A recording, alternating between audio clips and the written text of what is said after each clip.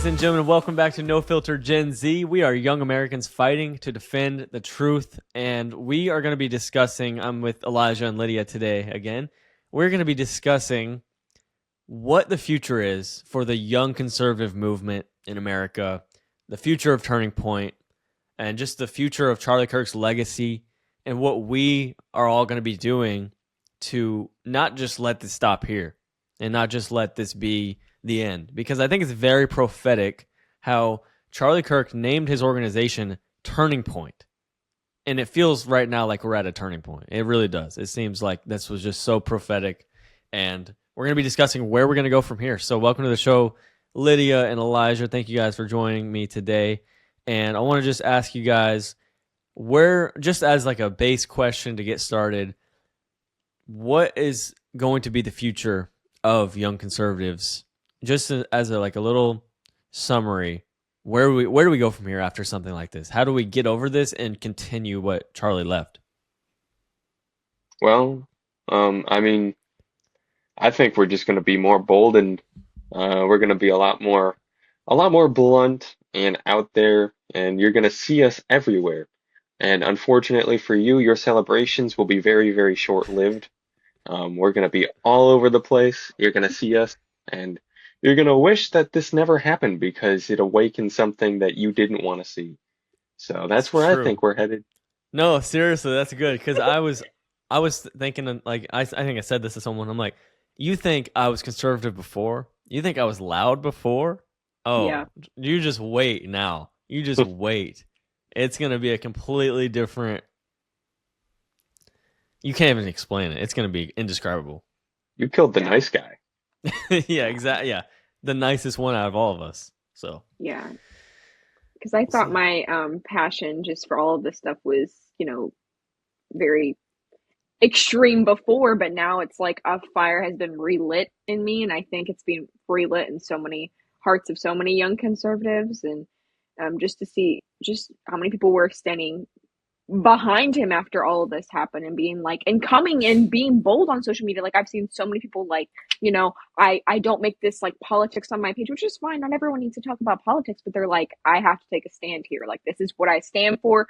What happened was wrong. Like no one should be celebrating this. Like these are my values. So I think it's caused a lot of people to come out of the shadows, which I think is really cool. this is just one vigil out of thousands of vigils. I've been to 3 myself.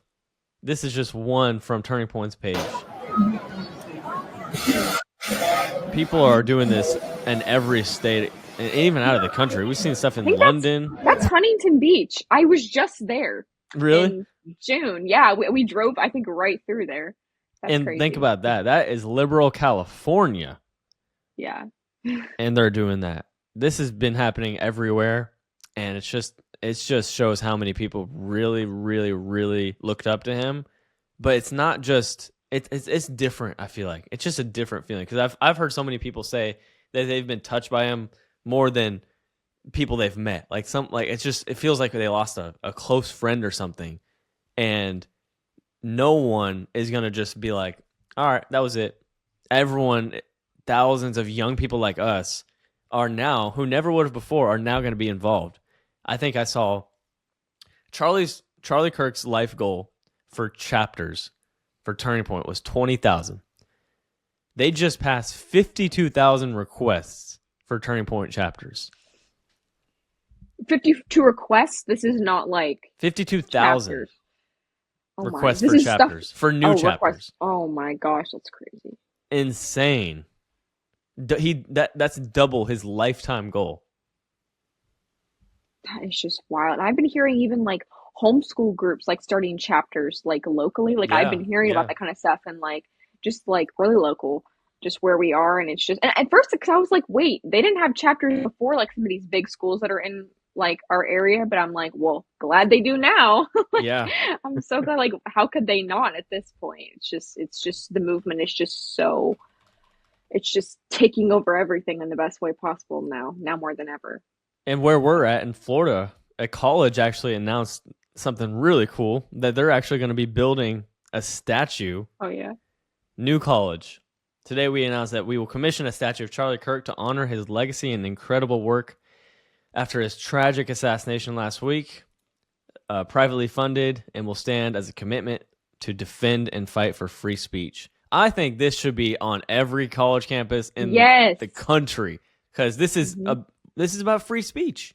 He was the one who actually wanted to debate people and talk to the people he disagreed with, and that's good. I think every campus should have this. Yeah, that's a W for Florida right there. That's I'm about that, to transfer. I'm about to transfer schools real quick. That yeah, where is awesome. your college? Where is it's that? in- I don't even know. I think it's in Sarasota or Tampa, one of the two. Oh, nice. Oh, wow. Did you Nice. see Ron DeSantis's thing about this? About if anyone tries to vandalize it, you will be permanently expelled. No, I didn't. That's awesome. Good for him. Good, good. I love. This is why I love Florida. This is why I love the politics in Florida. The free state of Florida, baby. We stand on Mhm. business. We just do. So This has 20 million views on X right now. That's crazy. that's crazy. The That's thing weird. about new colleges, they used to be very, very liberal. And then DeSantis Wow. came in and kind of redid the board of it somehow. I don't know the specifics, but he helped to elect different board members that completely transformed it, and now they're building a statue of Charlie Kirk. Like, what an awesome thing to do. Yeah. Wow. Something else that was cool that I saw was Starbucks. People are ordering Charlie's drink because he people would ask him like, "What do you get from Starbucks?" And it's funny because Starbucks is like a liberal company, but at least we take our wins and losses. We kind of compromise it on something, and it's coffee. But he would get the same drink, a mint Majesty tea with 2 honeys, and he would say that he gets that so he doesn't lose his voice when he's speaking. And so now people are ordering the drink, saying their name is Charlie Kirk, and someone wrote on the cup, "So you don't lose your voice." This is the most poetic thing I've ever heard in my life. Because now we carry his voice. Like, it's just perfect. Perfect. Yeah. Although on the flip side, I have been seeing people.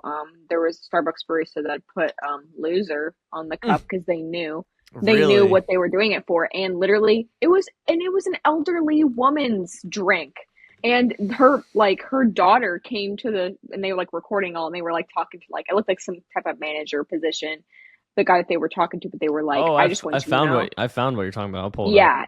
Yeah, no, and which I just thought was crazy. And I mean, I really do hope that they got their money back. I do. I hope that there was some. Wow. Yeah, that's just This goes- so unnecessary. It just goes to show, like, celebrating people's death, saying, like, this is just like a little small thing, but you see so many things like that right now of liberals who are so happy about someone dying. Yeah. Mhm. Like, really? Like, what? Why are we making this about Donald Trump? First of all, why is that even? Starbucks came out and said that there are no restrictions on customers using Charlie Kirk's name on their order, which is cool. Good for them. Because there was, for a while, people were getting in trouble for doing that, but that's a good W for Starbucks. Yeah, that is good. I'll give it to him. The one W Starbucks has had in like ever. Yeah. they they privately fund abortions or something, or they did at some point. I don't know if they're doing that now. But Yeah, that's why I don't buy Starbucks. I buy my Tim Hortons hey, good or for you, coffee man. bar. Shout out Lydia. Yeah. You're yeah. better than all of us. Hey, if the Lyft coffee bar was closer to me, I would definitely get it. But I still think we have better drinks there. Like, I know I'm biased, but like I believe we do. But hey, support local business. Might as that's well, what I'm right? saying. Exactly. That's right. Exactly. Yeah.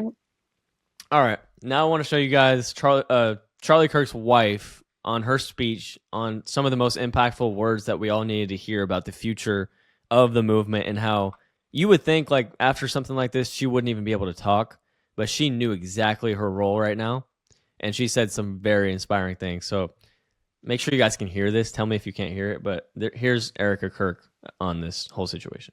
Evildoers Can you hear? We can Yeah. hear that. responsible for my husband's assassination have no idea what they have done. True. They killed Charlie because he preached a message of patriotism, faith, and of God's merciful love.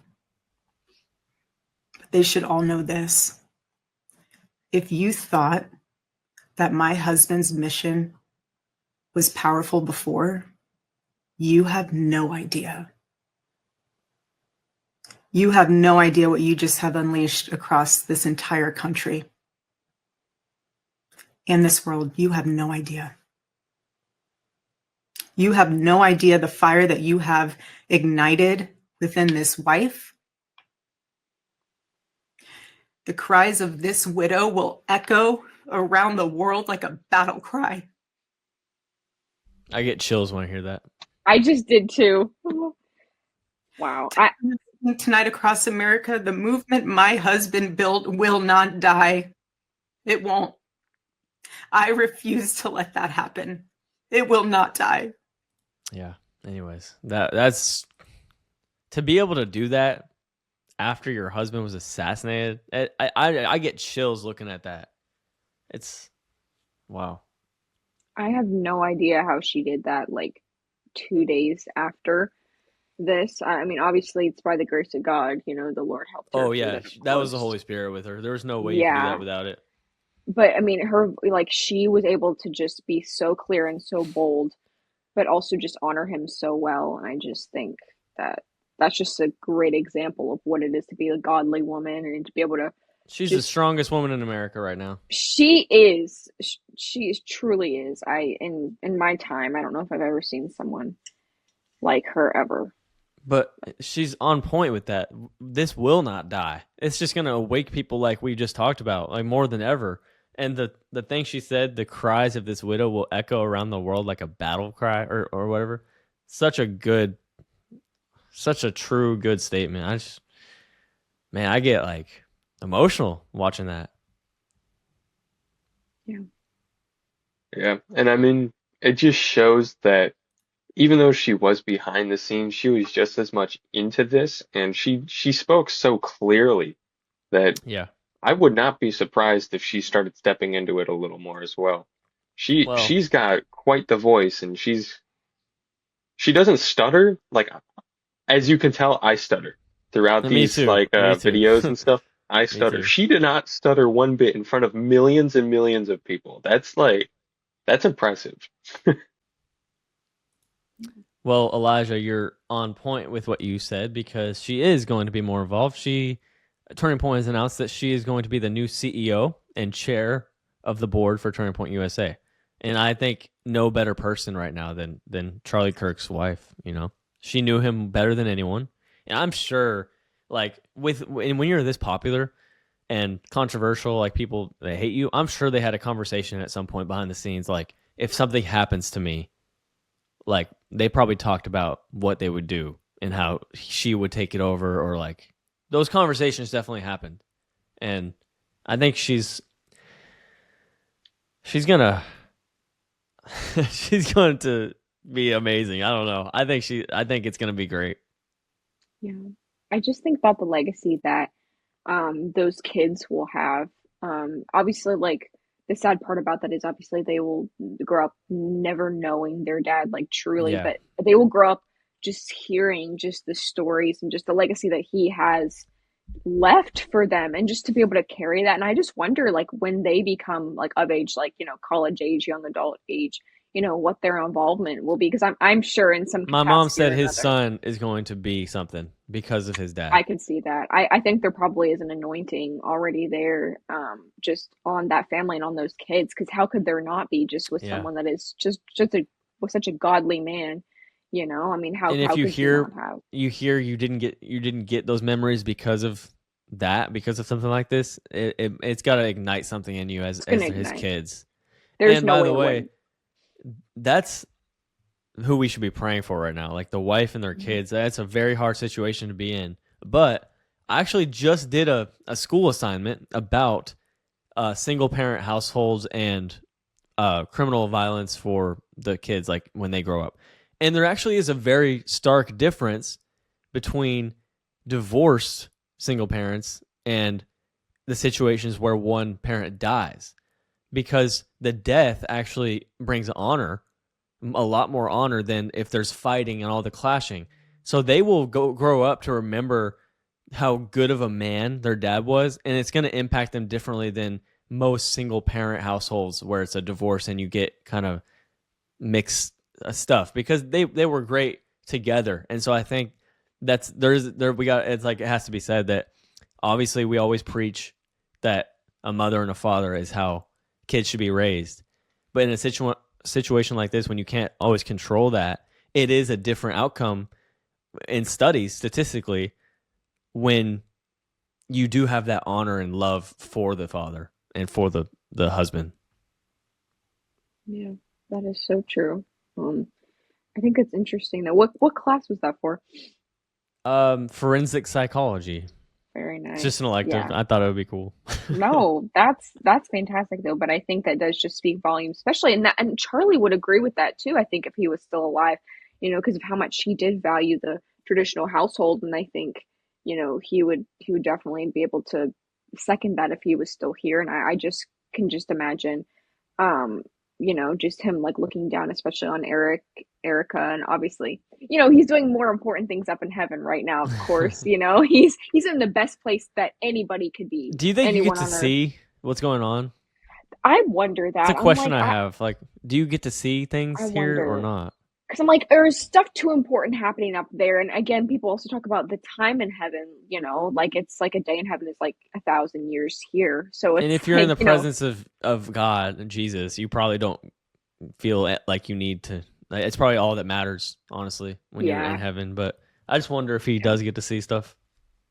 Yeah, and I think the comfort knowing that like the Lord will take care of them down here, kind of thing. And I think that's probably where he's at there at. But again, I don't know. I haven't been to heaven, so I think he got up there and God, he was talking to God about the mess that we have down here. He was probably like, "Whoa."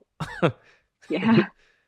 But crazy. He said his main, or Erica said in that speech, that if Charlie were to ever run for office, his main goal and kind of route he would go down would be to revive the American family. And I think that's very special and probably one of the biggest root causes of all the problems we have today, like very much so. But what do you guys think about that and how we can contribute? I mean, family is the most important thing in the world. So really the best way to hold his legacy is to have a family and to revive that for him. We don't need the government to establish laws to make that happen. We need to be the people doing that, because the left, they're turning trans by the day. They're going to breed out of, they're not going to be able to produce. Yeah, they're not even going to be able to reproduce. Yeah. There's We're going to be the only one left. So we just got to stop sleeping around, don't be immature, save yourself for marriage, have kids, start a family, live humbly. Yeah, look what he says here. You nailed it. He says, get married, have children, build a legacy, pass down your values, pursue the eternal, and seek true joy. That's what we should do if we want to honor and carry on his legacy. Like you just said, have your own family, have your own kids, have your own marriage, build your own legacy, pass down your values. And most importantly, follow Jesus. And follow Jesus. Pursue the eternal. That's such a cool way to put it. I've never thought about that. Pursue the eternal. Yep. Lydia, what do you think?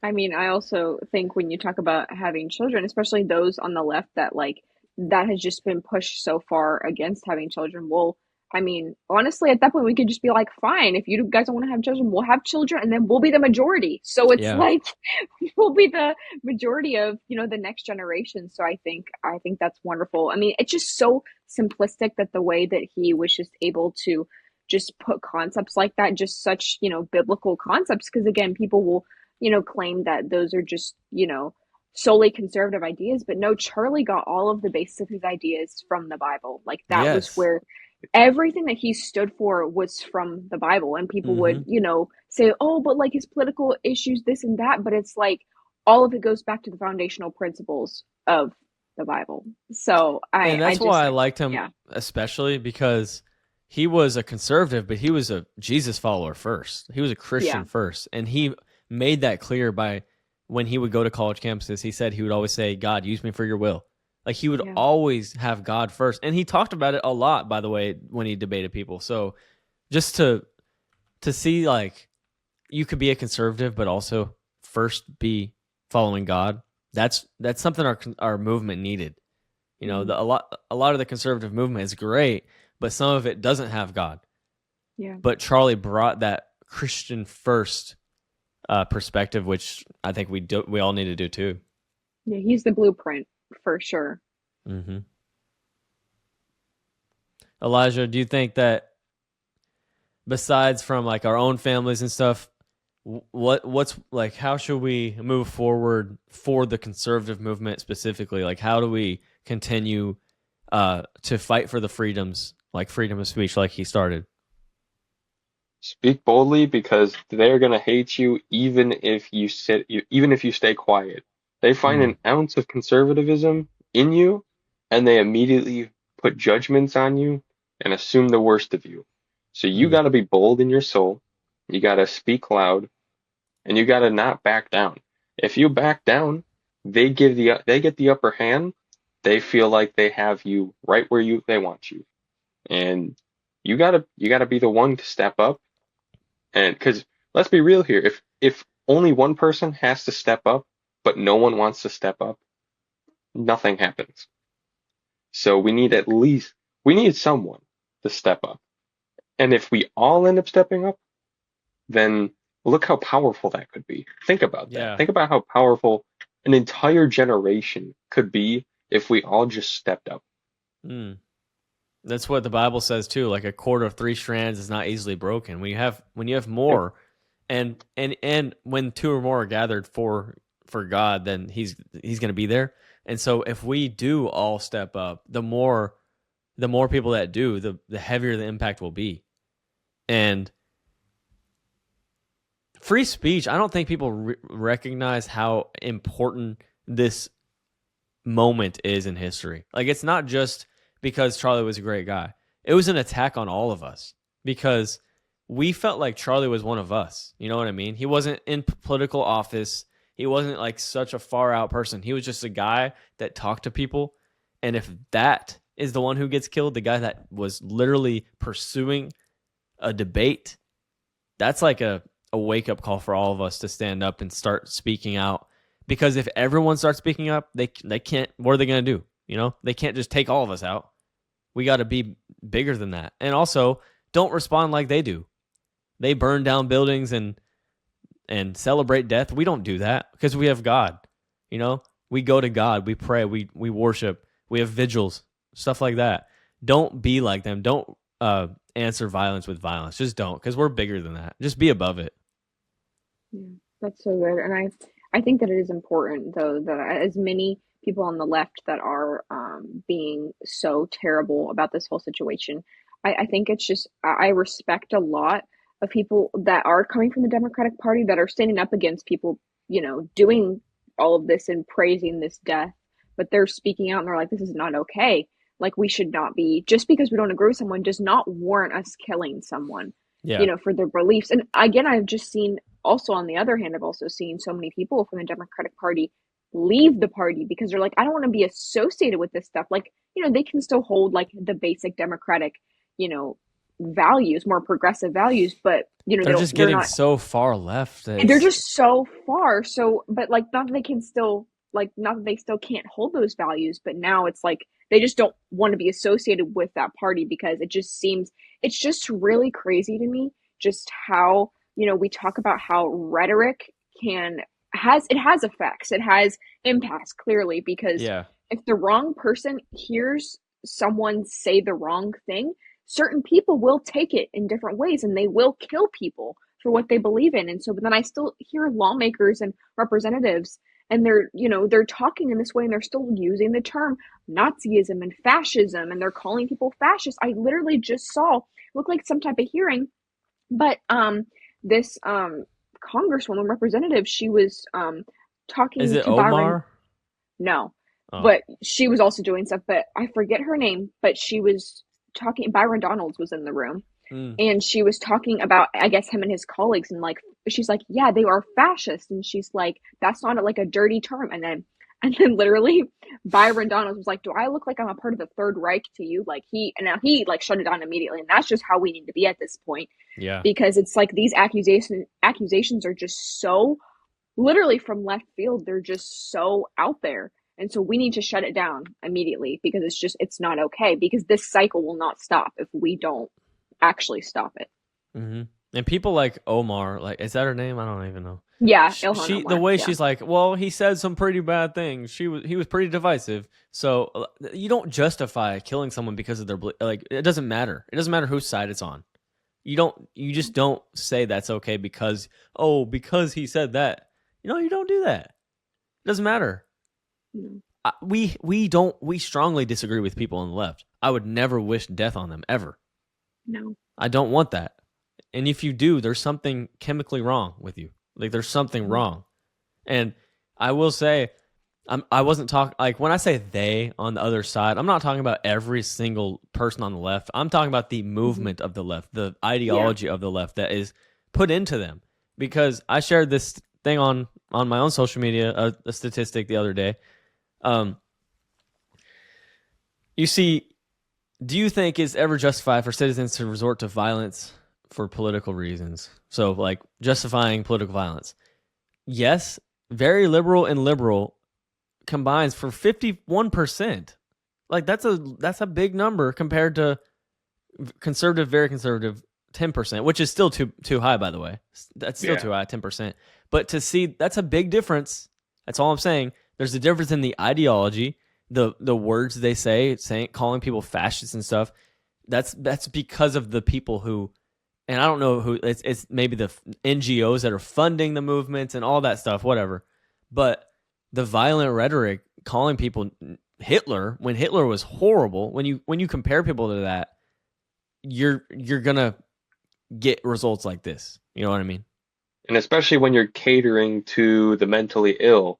Like, let's be real here, majority of the mentally ill people are on the Democratic side. You Yeah. have the transgender people. You got people who have what's the word? I forget it. But there's like a lot of mental illness that goes on, and the left seems to cater to it and make Yeah. you think They you're take normal advantage and of it, okay, really.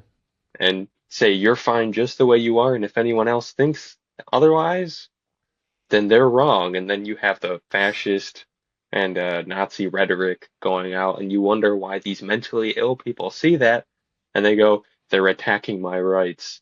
They're going to Oh kill me. gosh, yeah. And then they kill them before they can kill the person doing it. Yeah. That's their thought process, more than likely. Yeah.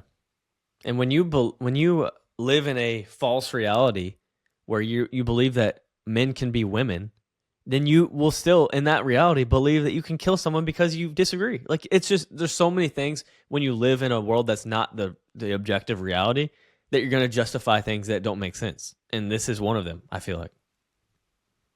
Yeah, 100%. And again, yeah, when the wrong person gets a hold of the wrong ideas, it just breeds chaos. And Yeah. we just see that time and time again, obviously. And again, I said this so much, and this is just biblical, but the dark is only going to get darker. Mm. And so and then I just, that's why I think it's so admirable when I see people that are from that party and they're like, enough is enough. I can't stand with this Yeah, anymore. I think that is showing props to the that there people is who hope. actually did. Yeah. There is a sliver of hope in that although the dark is getting darker, you can still separate yourself from that. You don't have Yeah. to be a part of the darkness. I'll give you a good example. I don't know if you guys know what's his name? Shoot, I forgot his name. He's on the 5 a lot on Fox. He is a Democrat, and he's actually he handles things in the right way. I can't remember his name right now. I literally, it's right there. I forget his name, but I know who you're talking about. I wish I could say his name right now because he's a great guy. Harold, I Yeah. think his name is. Yes. Yeah, so Harold, he's a Democrat, but he carries himself in such a good way that everyone should be like that with politics. Like he's so respectful. He disagrees with you, but he doesn't go at you personally. He keeps it about the conversation, and then afterwards you can joke around and still talk to each other. And that's what he does on the show. And it's a good example of how everyone should be. That you can disagree and still be a person, a human being. Yeah, I think he's wonderful. I watch The 5 pretty much every single day.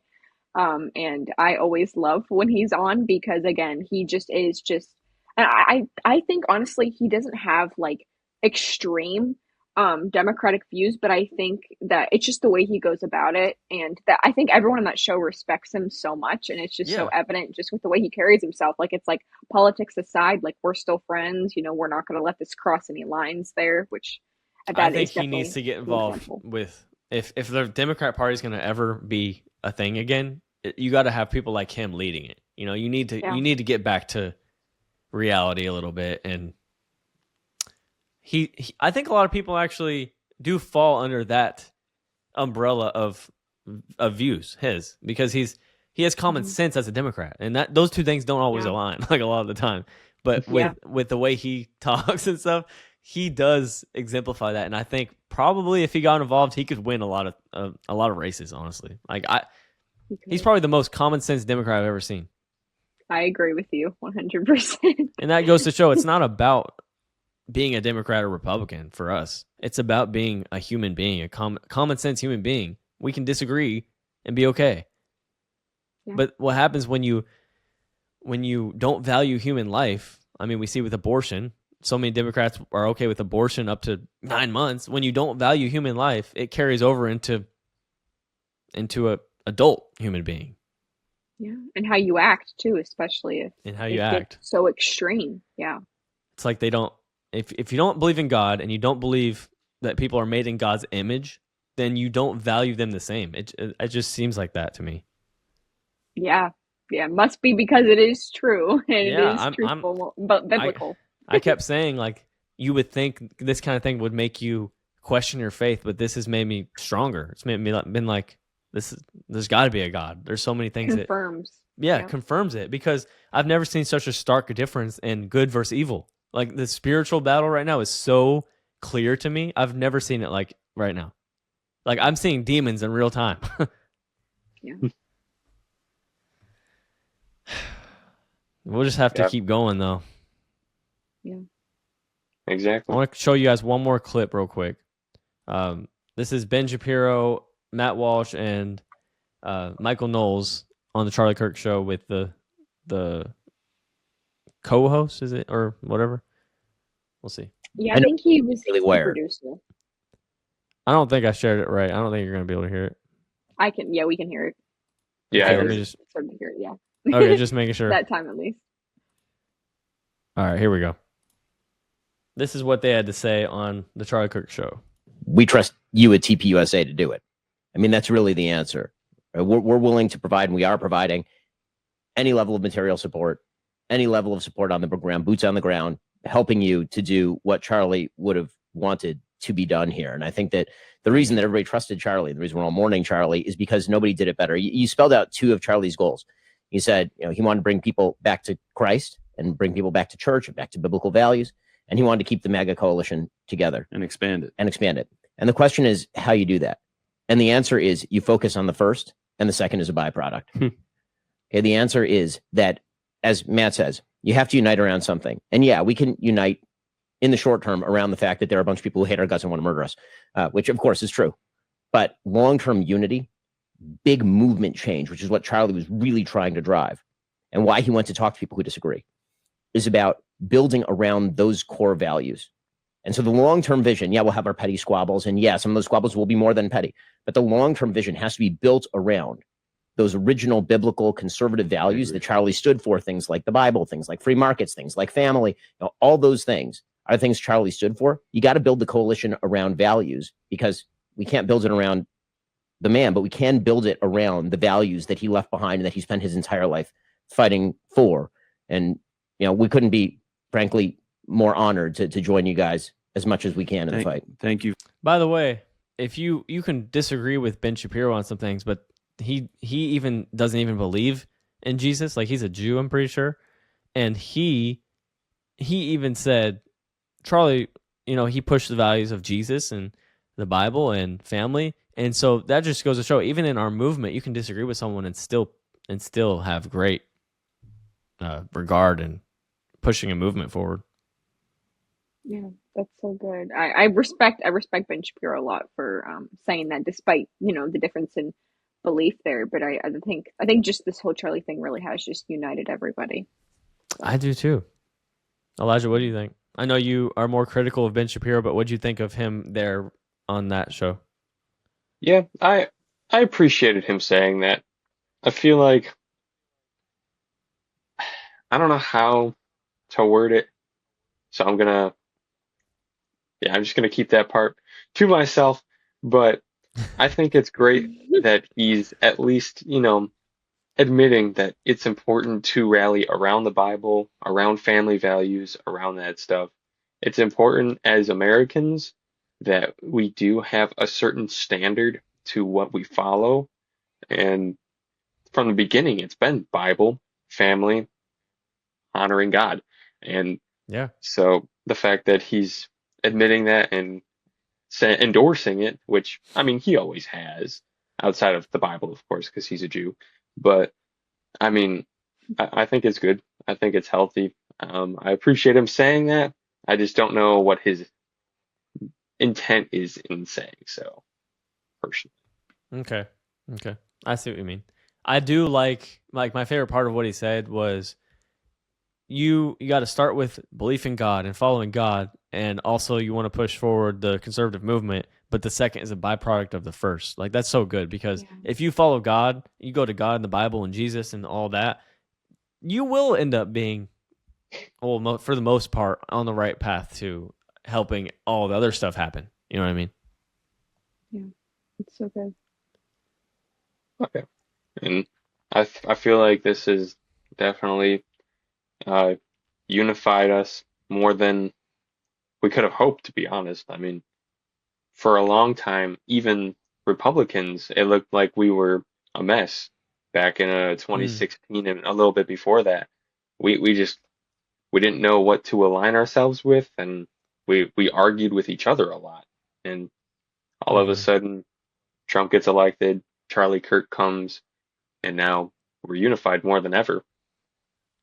Yeah, I agree with that. We just need to know how to execute it well, because I think that's what we struggled with a lot. But I think definitely have a fire lit under us for sure. Well, I'm just hoping all the theories don't get in the way of the unity of the conservative movement, because I hope that people can see that you can disagree even on that stuff, like not know the whole truth, and still push forward the main purpose of it, Yeah, I second that. So we'll see. But I think the future is bright. The future looks bright. We're going to be a part of it here. And a lot of you guys watching will be too, because, I mean, I'm sure some of you are young Americans as well. So, if you don't have a chapter around you, start one. If you don't have a lot of people that speak up around you, be the one that does. Be the light. We're called to be the salt and the light. So be that.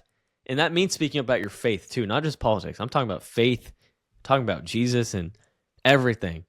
It all goes together. And so be that in your community when no one is, because this time, if anything, should show you that as a wake-up call, that this life is it can change just like that. And you want people to know Jesus as much as we can while we're here. So I think that should be the main mission going forward.